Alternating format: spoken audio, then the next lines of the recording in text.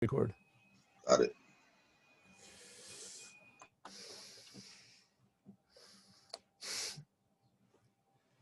Okay,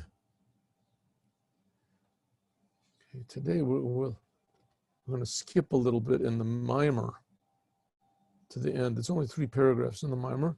We'll go to the end of the Mimor.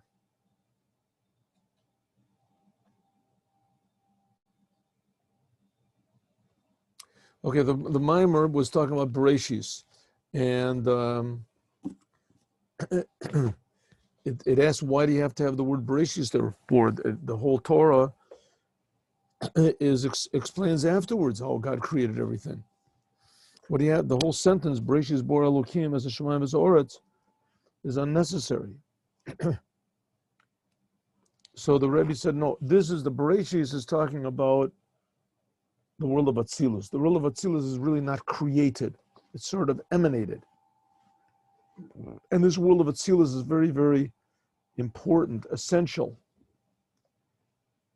for the creation of the world. Why? Because the world of Atzilus is the revelation of what's called God's 10 Sfirot, God's personality. It's the revelation, if you want to call it, of the Creator. And that's the top of the 4 worlds. Atzilut, and then there's Bria and Yetzira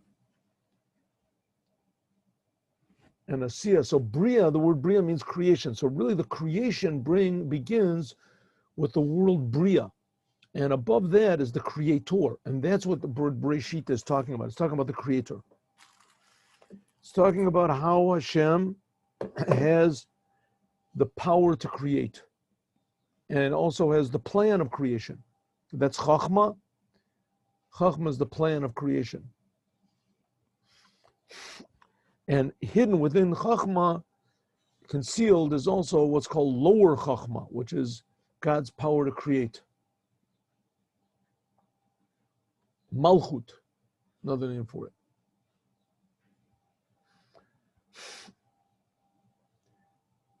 it. So that's what Bereshit means. Beit, Reshit, Chachma, and Malchut. And all the rest, all the other aspects of God, the other 8 aspects of God, Bina and Chesed and Gevura, that's all contained between these 2 aspects. And the Rebbe brings down later in that paragraph, just as there are 4 elements: earth, air, fire, and water. And the Sefer Yetzirah, the book of formation, lists only 3. He says the reason is that one of them is the basis and contains all the others. What is that? Earth. Earth contains all the others. Very good. Okay. So if so, the word Bereshit is a very big secret. The word Bereshit is like the connector between the essence of God and his ability to create the world. The essence of God, which is above the world, and how God can be the creator of the world, the king of the universe. That's Bereshit. Bereshit is the revelation of Hashem himself to create the world.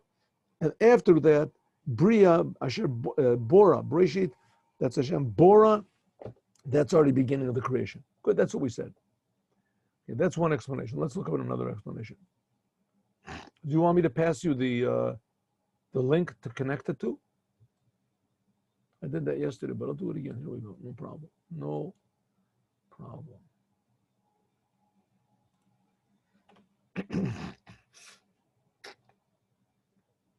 Just one moment. How do we do this? Eventually, I'm going to have to figure this thing out. Here we go. Oh, there it is. There it is.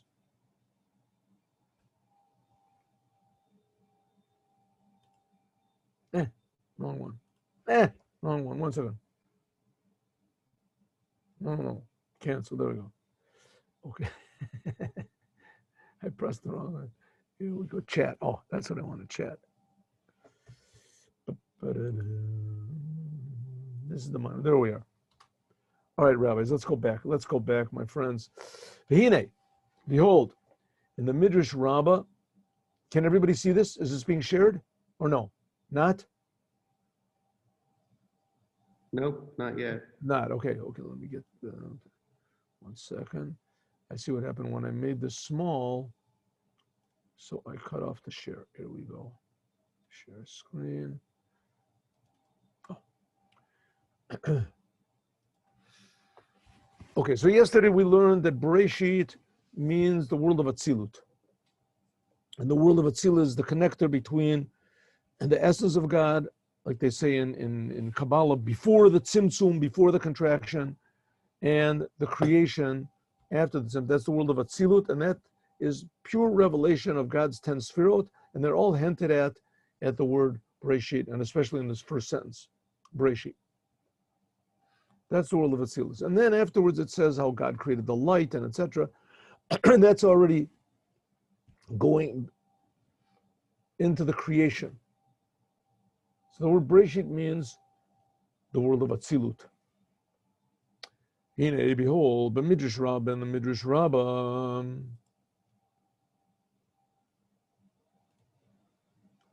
it says Bereshit is a different explanation. Different explanation. Like I said, there's a book called Tikkun Zohar. There's 70 different explanations, Kabbalistic explanations on the word Bereshit. And then there's all these midrashic explanations. One of them is Bereshit is Beit Reshit. Rashi brings it. Beit Reshit. Excuse me just 1 second. I want to turn off the air conditioner here. Beit Reshit. What are the two Reshit? The Torah is called the Reshit. The Torah is called the beginner, and the Jewish people are called the beginners. Two Reshit. Shneim, both of them are called Reshit. Both of them are called number one, the beginners. Why? Because Bishvil Shneim, because both of these are the reason. Shneim, because of these two, Nivra Ha'olam, the world was created. The Kol Inyan Kiyum Ha'olam, the whole world was created. The reason the world was created, who is because of the Torah. The Torah was the blueprint of the world. The Torah was the cause of the world. Hine Kativ, it says, Yomam Yitzaveh Hashem Chazdo B'Layla Shiri Imi. It is written in Psalms, Psalm 42, that in the daytime, God commands his kindness, but in the nighttime, sing with me. Sing is what's written. Sing with a hey in it, shirah. But how do you read this word? Shiro, his song is with me. In other words, one way it's saying that the Jewish people, they should sing with God. And the other time, it's the Jewish people saying that God's song is with me. King David is saying, his song is with me. Here, God is saying her song, namely the Jewish people, is with me. That's how it's written, with a hey. How do we read it? Shiro, that God's song, his song, is with me. That's King David is saying. The word Shiro, that's what you read. Carry. That's what we read. There's a Kri and the Ketiv. Hine, Pasuk says, this sentence, Kaya, refers on learning the Torah. Learning the Torah. When it says to sing with me, either God is saying, the Jews sing with me, or we're saying God sings with us. This is when? Balayla, in the nighttime. This sentence King David is talking about a very special thing, and that is learning Torah in the night. Learning Torah in the nighttime. You're supposed to learn Torah all the time, but especially in the nighttime. Hu anikra rina shel Torah. This is the song of the Torah. Learning Torah in the night. We all know that the exile that we're in is also compared to night. We know even better that when you come home in the nighttime, you're tired. Right? You want to take a rest, you want this. Think of other things. That's especially the time for learning the Torah. The Torah dispels the darkness. The Inyan is like this, come over, like it says in the Zohar, Sheyesh Rana the Raita. There's the song of the Torah. What is the song of the Torah? Hey, and they are anigunim batamim shebetorah. They are the way you read the Torah. Breshit bor Elokim et hashamayim v'doretz ha'oretz hayasatov v'bo v'choshech al penei tehom. But when you read the Torah, there's cantillation. There's the cantillation, and that's in the written Torah. Well, there's also a cantillation in the oral Torah, but that's whatever you want. Rabbi Yitzchak, call the Torah. Or Kamosha Bagashra, it's just like physical. Hari ben Neginos v'tamim, yesh ben metikos v'tainug. In song, there's a certain sweetness and pleasure. V'tainug, arev lenefesh, that's pleasing to the soul. Shapol hatayat hanefesh, that the soul brings about.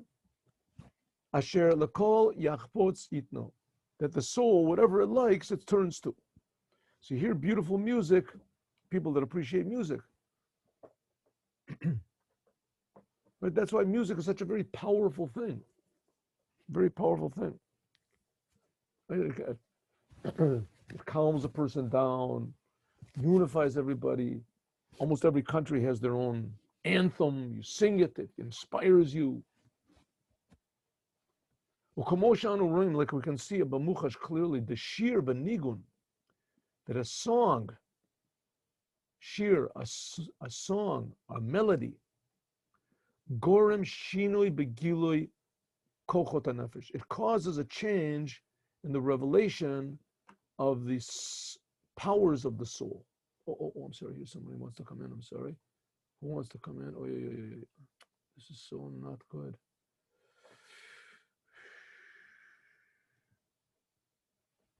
Sorry. You want to come in? See, I just noticed somebody wanted to come in. What can I do? It's really, really not good, this whole system. Someone just wanted to come in. I don't know who it was, and I didn't notice it. And by the time I noticed it, okay.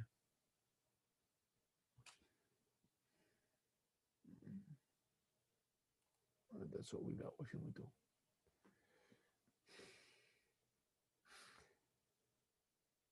We see that there is a change that's caused in a person by song. Kochos hanefesh.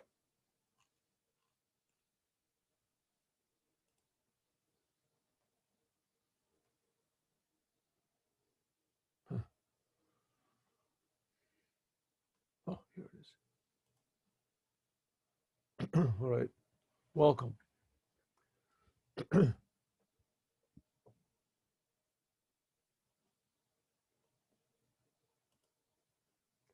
Namely, how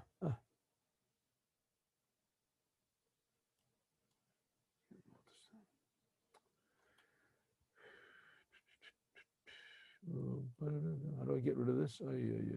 Just erase the whole thing. Terrible. Just terrible. Yeah. Here we go. I'll get rid of this. There we go. Good. Okay. So, how do I get rid of this thing? Close. Oh, there it is. Close. Good. We can see that the song of the Torah. The song of the Torah. The world was created for the sake of the Torah. There's a sentence from King David in Psalm 42 that says, in the nighttime that God sings with me, or in the nighttime I sing with God. It depends if you read the word sing, shira, feminine or masculine. Nevertheless, we see an interesting thing, that song, music changes a person. Through temporarily, but still it changes a person. Not only that, in the power of music, the Romim, to elevate benigun shel simcha bitlavut, that can raise up with a song and excitement. And the other way around, lahashpil benigun shel atzvus. If a person hears a sad song, no matter how happy he is, he could cry. B'shiflut atzmo brings a person down. In Chabad, there's hundreds of songs that are designed to lift us up and also to make us very serious and very Hine b'koach hashir, and then it's the power of a song. La'afoch et ruach adam, to change the spirit of man. Misimcha la'atzov, from being happy to be sad. Ume'atzov l'simcha, from being sad to be happy. Shezeu hora, this it teaches us, shashir, that song, music, a melody, b'kochol, if all can change the inclination of the soul. And this we can understand from the Torah, what's called the Ranana D'Oraita, the song of the Torah. Hem Ta'amei Torah. This is the song, the cantillation of the Torah, and also the song of the Torah that when you learn Torah, you're supposed to learn it out loud. Torah is supposed to be learned out loud. Kolomer, like it says, Kolomer, it says, Bechinas hatam v'matikut, namely this brings out the taste and the sweetness that there is in the Torah. Shemalubash b'tamim v'niginus, which is in the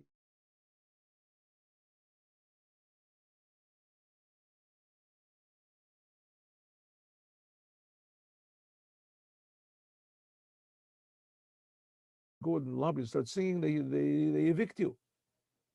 You want to sing, don't go to a library, go to a recording studio. What are you singing in a library for? And you go into a yeshiva, it's exactly the opposite. Everyone is saying out loud and there's a big noise, everyone's learning. And even if a person learns alone, it says that a person is supposed to be learning with a sound, with a song. Why? Why? Because there's tremendous pleasure. Tainu elyon. God gets pleasure.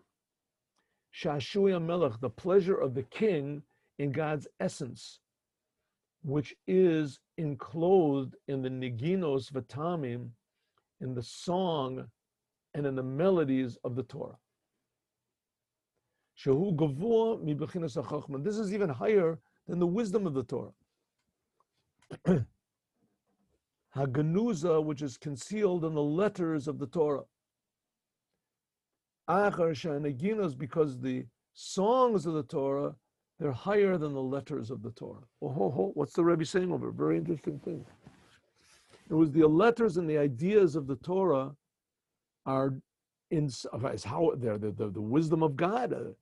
The ideas of, but nevertheless, the song somehow or other expresses an aspect of the Torah that's God's pleasure of the Torah.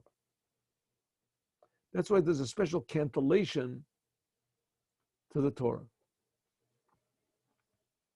Special cantillation. And if you look in the Torah, you can see that there's they call it the trop, they call it what is it, taji.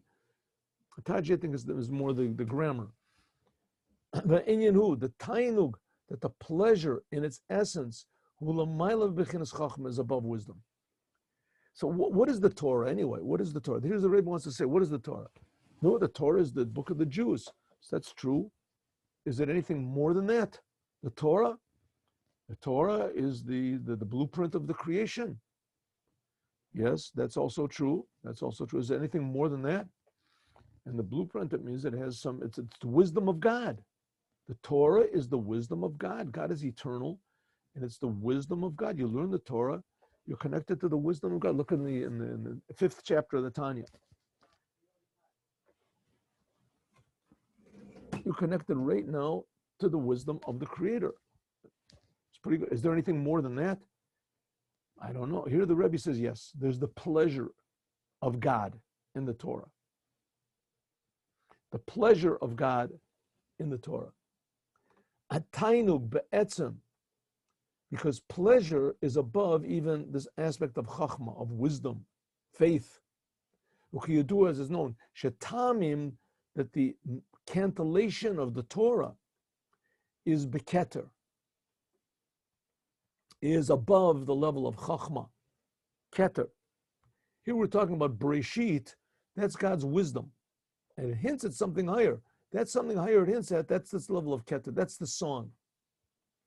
Ela she'atainug, that this pleasure of the Torah, malabesh b'chachma, this pleasure is enclosed in the wisdom of God.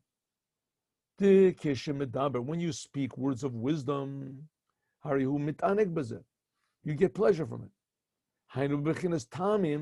Namely, from the, how is this pleasure expressed? Hatamim, from the melody, the neginos, and the song, Shabbat, which is in it, in the level of makif lachachma, which is above the level of wisdom. And the source comes from God's essential pleasure, shua makif akloli, which is the general surrounding level of godliness. Okay, what's the Rebbe saying? The world is really it's a very amazing thing. It's a big miracle how God creates all these plants and animals and atoms. That's really amazing. It's really incredible. But who would believe that God creates the world from the Torah? No, but even more is amazing is who would believe that God is creating the world from the Torah for a purpose? And that the Torah gives a purpose to the world. There's a purpose for the world. This purpose, hidden purpose, that puts pleasure in everything. Everything you do, everything you say, every move, every thought, every breath,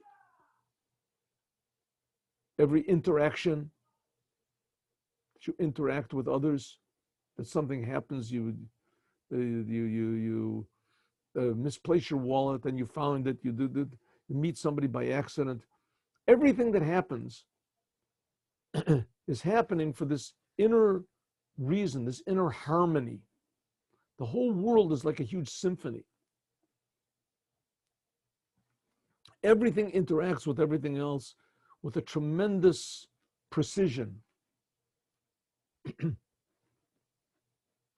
But it's all determined on the conductor. The conductor is God, but more exactly, the conductor is us.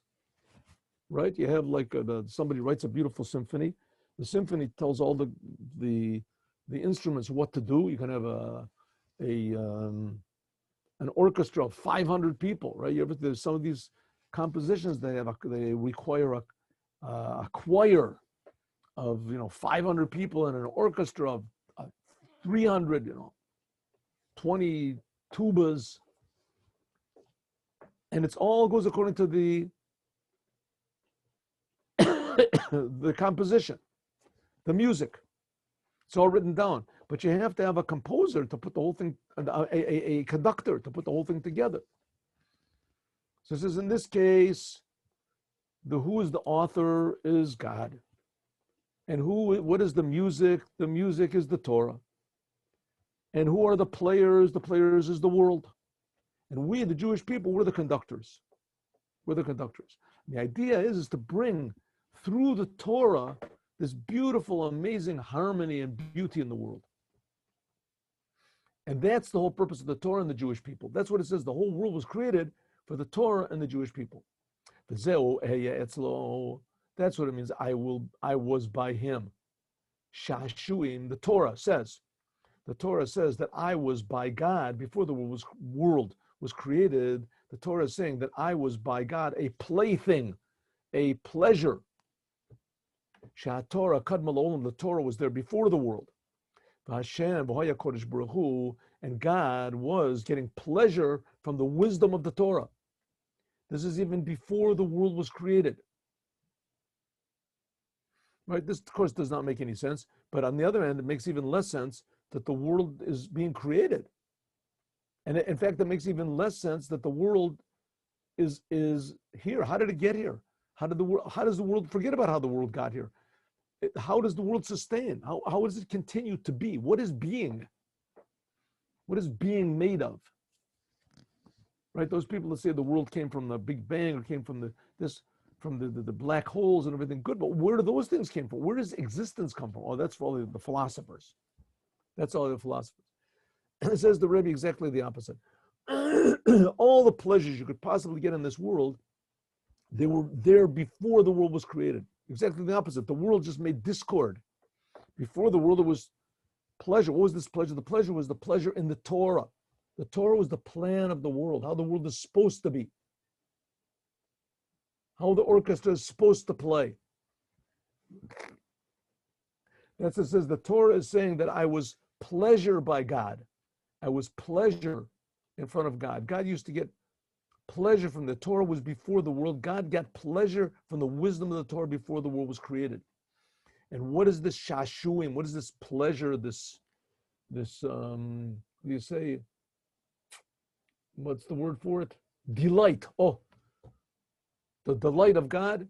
This is the shashuim HaKodesh Baruch Hu. This is the delight of God in Himself. God got pleasure in Himself in the Torah. The Torah itself is God's wisdom. Like it says, that I was by Him a amun, like a little child would, a plaything. Etzlo davka. The Torah was by God. It's God's wisdom.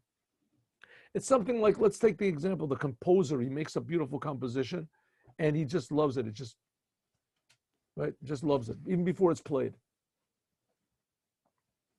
They say there was a famous composer, everybody knows who this was, and he was totally deaf near the end of his life, and he wrote his most, how do you say, his most accomplished symphony, and that he had it performed, he couldn't even hear it, but just the idea of what it was, how the music fit together, because he knew what music was.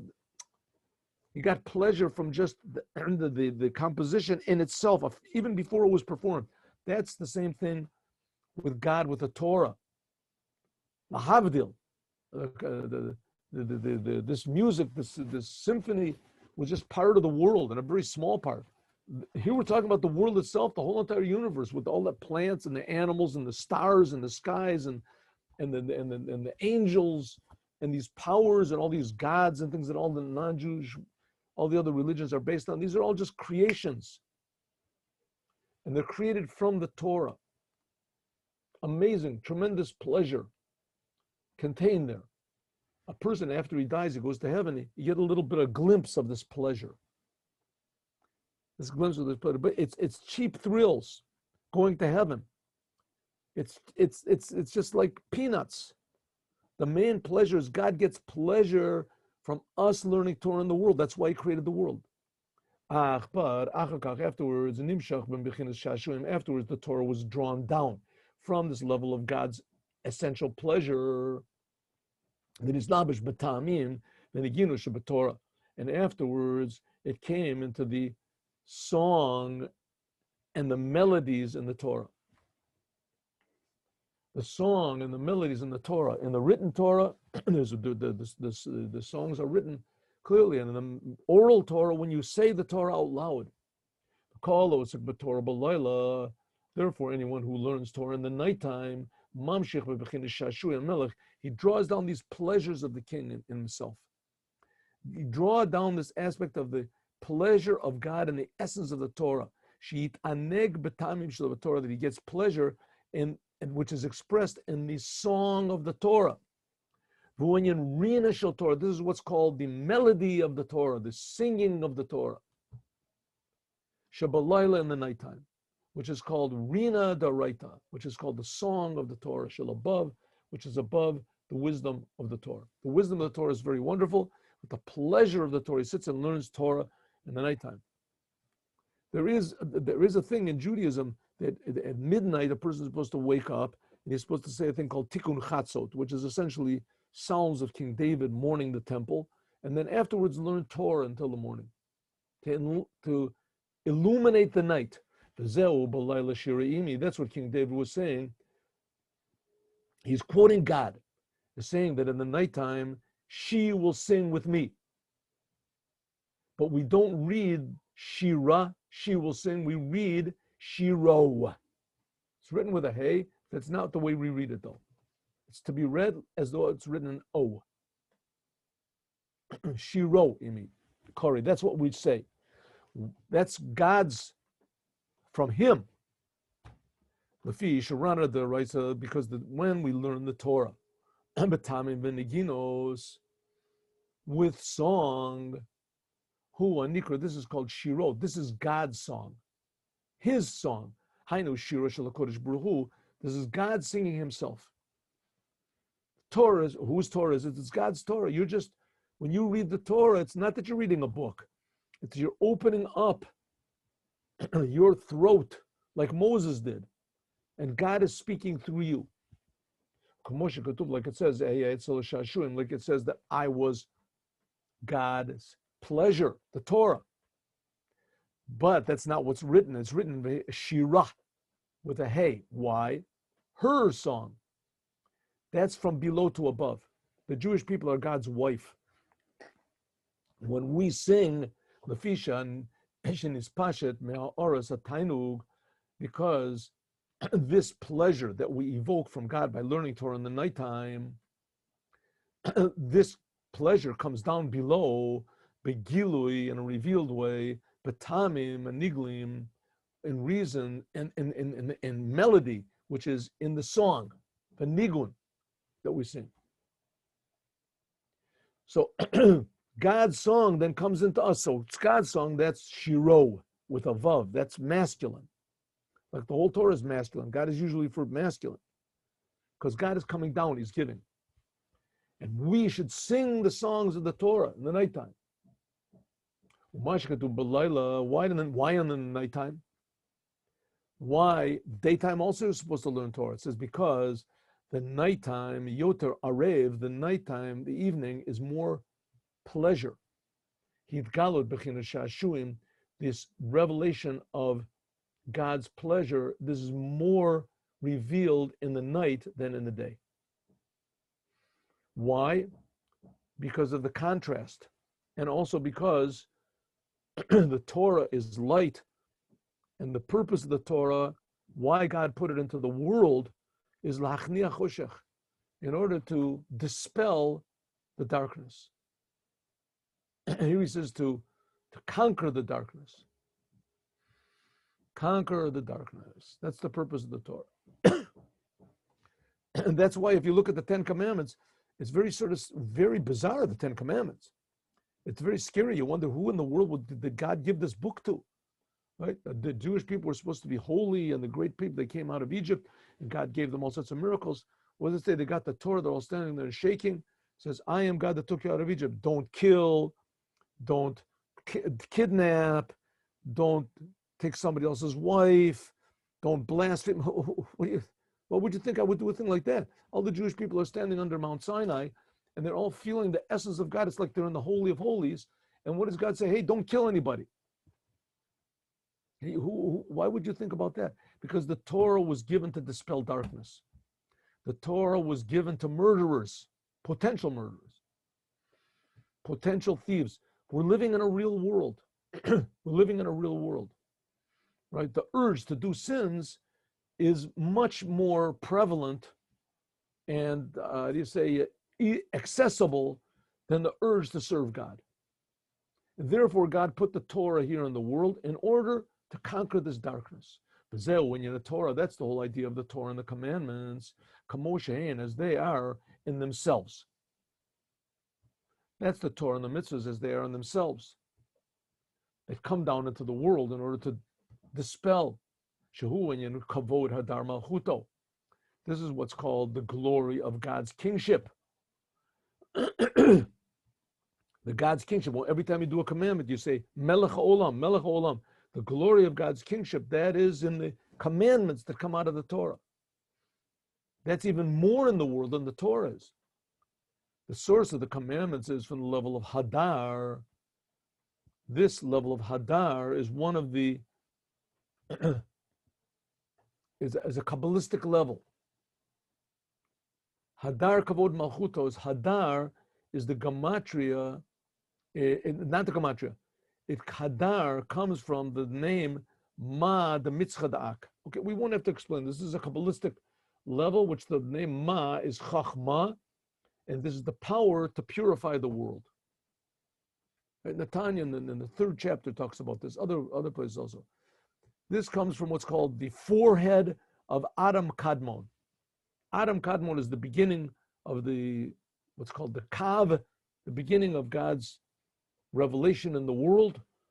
And this comes really from before, it starts from before the Tzimtzum, and this is the power of the Torah and the commandments, that comes into the world to fix up the world. Like someone told me, a non-religious person, they said, Tikkun Olam, you have to do Tikkun Olam. Tikkun Olam, we have to do, it's a very thing within the Reformed synagogue, Tikkun Olam, we're fixing up the world.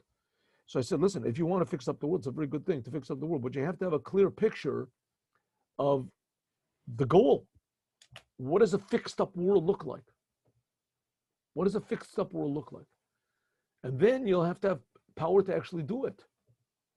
You want to fix up the world, says it has to be connected to what's called Chachma HaKeduma Da'ak. It has to be connected to what's called the beginning wisdom of Adam Kadmon, which is in simple English, the wisdom of the Torah. In this wisdom of the Torah, there is shining, shashuim atzmim, essential pleasure, shenikra shashui amelech, which is called the pleasure of the king in himself. Shalomaila, which is above even the level of the wisdom and the chachma kaduma, and this primal wisdom of Adam Kadmon, we said, of this level which is before the tzimtzum, before the contraction. This is the pleasure which is in the Torah. The pleasure which God has, the harmony that the Torah has, and even more the harmony that the Torah can make in the world, because God wants there to be a world, right? Like I said before, this composer that he composed the music, he didn't just compose it so that it should be, he composed it so that instruments should play it. The same thing, God created the world in order that, right, that there was tremendous pleasure that God had, but he wants it to be in the world so that the world will be a symphony. That's this pleasure. And it's a very interesting thing. You have a composer, you have to go to, first of all, you have to be very, very talented to be a composer. And then you go to school to be a composer. Then you have to have musicians, and they have to also be talented, and they also play. And then they all get together and they play the symphony, right? But who gets pleasure from it? A simple guy could be the janitor that doesn't understand anything. Oh, this is isn't that beautiful? Look at that. He doesn't understand anything that's going on whatsoever, never went to school in his life. But he gets pleasure. Because after all, the whole thing, the beginning of the whole thing was this pleasure and harmony. That's what inspired the composer to write. And the end is the pleasure that people get from listening to it. It says this is what's hidden in the Torah. The Torah is this composition that makes pleasure in all of creation, harmony. Ella shemeir b'chachma shebatorah. This level of pleasure shines in the wisdom of the Torah. And it shines in the wisdom of the Torah that we can see it in a makif, in a surrounding way, in the melodies and in the song of the Torah. And like I say, when you hear the Torah read on Shabbat, you hear the melody, but also when you read Torah on your own, right, that there's a melody that's there. A melody, we sing the words of the Torah, like here, like we're reading now, right? Shemeir b'chachma shebatorah b'chinas makif v'tamim niguna shebatorah. Right? Torah is sung with a melody from it. That's higher than the wisdom of the Torah. From this comes even something that's even more in the world. Maisa mitzvahs, the commandments. That this is God's upper will, which is even higher than God's wisdom. This is concealed inside of the Torah. Like we said before, that the word Breshit contains inside of it everything. This is Atzilut that contains inside of it even the highest levels. Levels that are above Atzilut. Umeir Bahem, and it shines in the commandments also. from this level of tainug shabbat Torah, the pleasure of the Torah, the wisdom of the Torah. And that's what it means when we say yafa sha'achas. It's better one moment of tshuva and maisim tovim and good deeds in this world than all of the pleasure of the world to come. Yafa sha'achas is better one moment of tshuva and maisim tovim in this world than all of the world to come. In Pirkei Avot we learned that the olam haba means going to heaven. Going to heaven, it says 1 minute in heaven is like 70 times all the pleasures you can get in this world. All the pleasures you can get in this world. Infinite pleasure. Go to heaven. Says the Rebbe that Gan Eden, going to heaven, there shines only a little ray of this pleasure from the Torah. Masha Efshar Labo, which is possible to come into understanding. That's in heaven. That's just the lower heaven. The upper heaven is even more pleasures. So you get 2 nothings, 2 rays. But in this physical world, is the essential pleasure.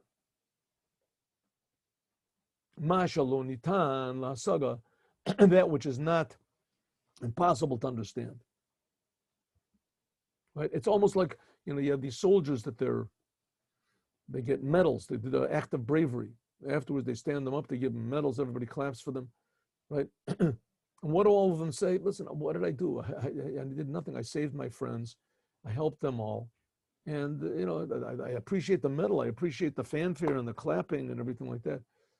But, if you would ask him, what's the most important thing, the medal or the deed? He'll say the medal is absolutely nothing.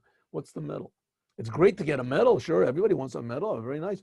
But the deed, I went out. I destroyed the enemy. They were going to take over the country. They were going to kill everybody. I saved my friends. They were wounded.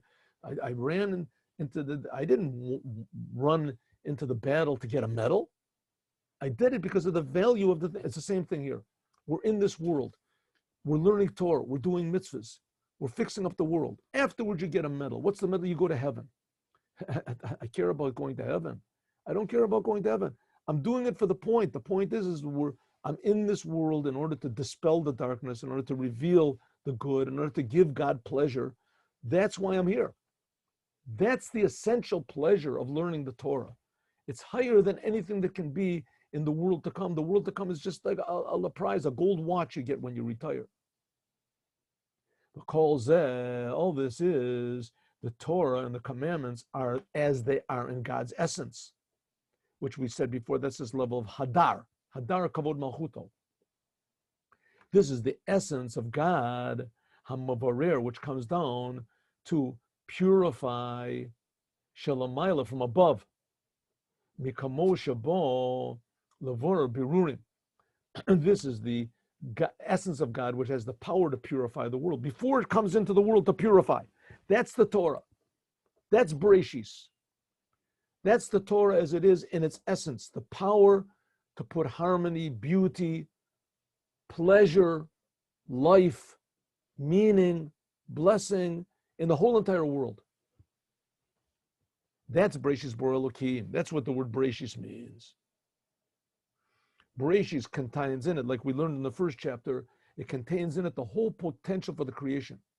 But also Bereshit contains in it the Jewish people and the Torah. The Bereshit, the Bereshit, these are the two Reshit, the two beginnings, Torah and the Jewish people. The Neshama is Israel, the Jewish people. Al Yedei Avodas Birurim, by means of them refining the world, and by means of them doing the commandments. Hine b'koach Torah, because of the power of the Torah, which is in the commandments, and learning Torah is also a commandment. By means of this, mevarim, they can actually refine, they can purify, they can, how do you say, clean. Et kol hadavarim hagashmi, everything in the physical world. Right, like a person cleans his glasses, right? Your glasses are all dirty, can't see anything clearly. Clean your glasses. Oh, I see it's my mother. How you doing? Oh, I look at on the table. There's millions of dollars. It's all mine. A check is written to me. Wow. I didn't see all these things, right? I thought I was alone. I thought I was poor. You clean your glasses, all of a sudden. That's the power of the Torah, to clean the creation so that we see the beauty of godliness in everything. Al Yadei Zeh, by means of this, Mamshichin, we also draw down what's called the lights of Tohu. What's called the lights of unlimited godliness. That's even higher than Atzilus. We draw what the lights of Tohu, and this Mimor is not explaining Tohu, but we explained it a little bit. It draws down what's called the lights of Tohu into the vessels of Tikkun. Tohu is unlimited godliness, and Tikkun is limited godliness, the world. We draw down this unlimited godliness, enthusiasm, life, health. We draw this down into the world, the limited godliness of the world. Shebezeh, that this, Hine Levad, so not only that the Jewish people, Mashlimim Ratzon Elyon, not only that the Jewish people, which are hinted at in the word Bereshit, the Jewish people in the Torah, when you put them together, this not only completes God's will, not only does it do what God wants, this draws down the pleasure of God. Shashui HaMelech Batzmuto, the essential pleasure of Hashem in himself. Learning Torah in the nighttime, doing the commandments because they're God's will as they come from the Torah. This draws down pleasure, blessing of Hashem, the essence of Hashem. It's drawn into the Jewish people, and Giloi Tainug, this tremendous pleasure, is drawn down into their souls. So in other words, this is a thing that we can experience. Of course, in order to experience, we sort of have to put aside all of our expectations and all of our limited, how do you say, ideas of what the world is. You know, when a person thinks that he's got it all figured out, so then it's very difficult for him to comprehend anything outside of his world. You know, that's why you get bigotry in the world. You get bigotry and what is fanaticism, right? The people, they just can't accept anybody else's opinion. It's impossible. That's called mochin de katnus.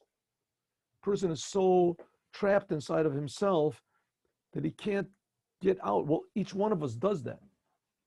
That's what, how does it say? We just read in the creation, the story of the creation. God told man not to eat from the tree, but he saw it was nice. He saw it was good. He saw it was pleasant. You know, hey, this is the thing, God, you didn't tell me. Now, all of a sudden, Adam thought, you know, I'm going to be God. And he ate from the tree, and it worked. He felt good. It was.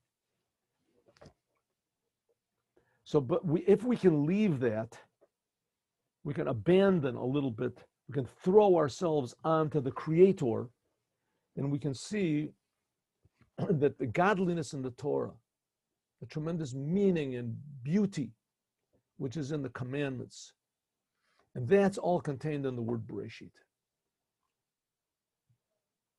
We have to remember also that this Mimor, this was said by the previous Lubavitcher Rebbe in America, in the beginning, what do you want to call it, the middle, 1942. Maybe then it was still 1941, but this was the Holocaust. This was the World War II. There were tens of millions of people being killed in Europe for absolutely no reason. And 1/3 of the Jewish population of the world was being massacred for no reason. And they say that a Rebbe is a person that feels the pain of every Jew in the world. That's what a Rebbe is. He feels the pain of every Jew in the world.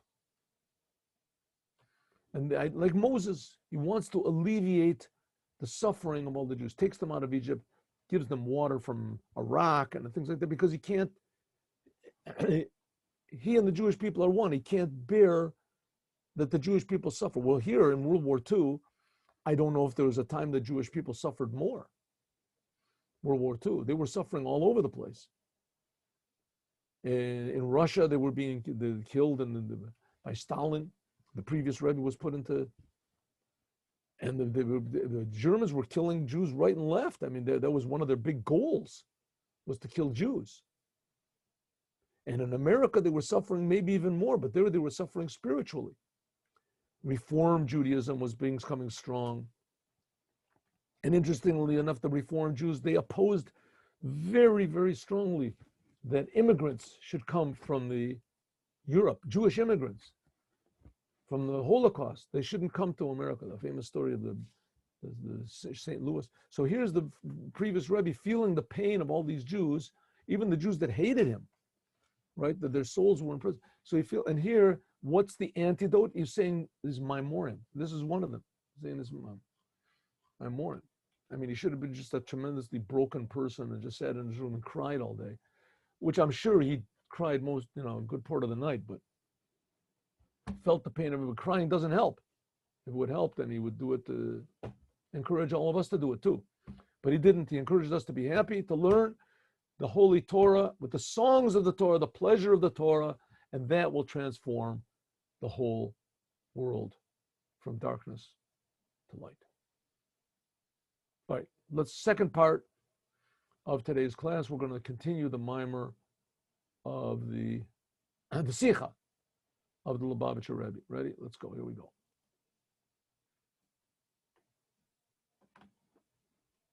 Share screen.